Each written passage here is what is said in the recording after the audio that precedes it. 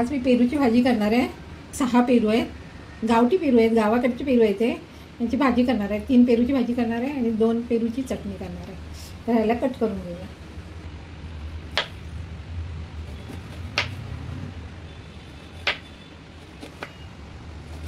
बियांचा भाग असतो तो काढून टाकायचा, नंतर आपल्याला ठेवायचं असलं तर ठेवायचा।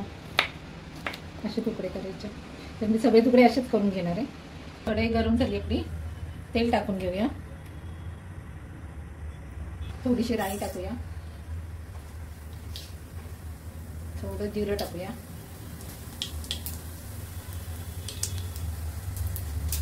कांदा टाकूया,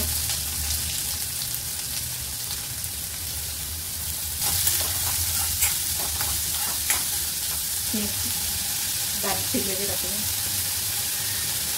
4-5 पाणी कढीपत्ता,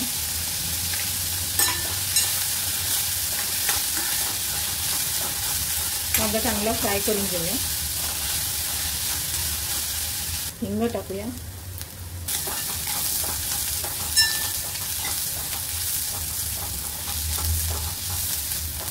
चांगला लाल झालेला आहे, फ्राय झालेला आहे। टोमॅटो टाकूया,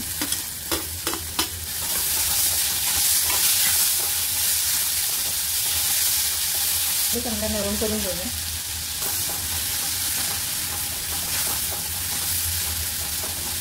आपलं चांगला नरम झालेला आहे। मसाला टाकूया, 1 चमचा मी मसाला टाकते, 1 चमचा हळद टाकते, मस्त मिक्स करून घेऊया। मसाले फ्राय करत थोडंसं पाणी टाकूया।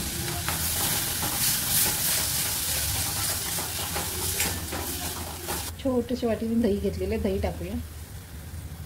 दही नसेल तुमच्याकडे तर अर्धा लिंबू टाका। मस्त सगळं मिक्स करून घेऊया।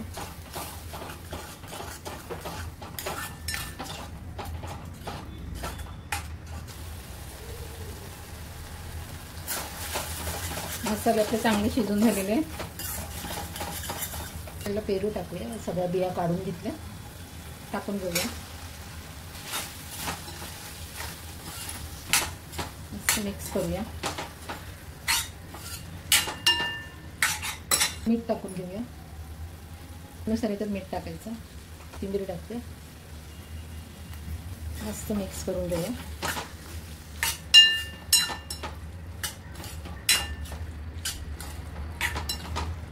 पाणी टाकू,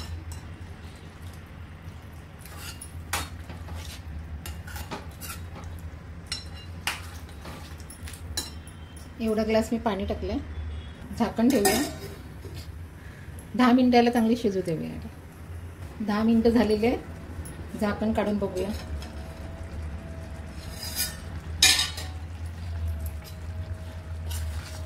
बघा भाजी आपली छान झालेली आहे, मस्त झालेली आहे। इथे साखर किंवा गूळ टाका, पण मी नाही टाकत आहे, मला अशीच भाजी आवडते। 1 चमचा साखर किंवा 1 चमचा गूळ, गुळाची पावडर टाका भाजीमध्ये। आणि मी आता काढून घेते, गॅस बंद करते। भाजी माझी झालेली आहे। ही भाजी आपली तयार झालेली आहे, खूप छान लागते, करून बघा। आजची रेसिपी माझी तुम्हाला आवडली असेल लाईक, शेअर आणि सबस्क्राईब करा। धन्यवाद।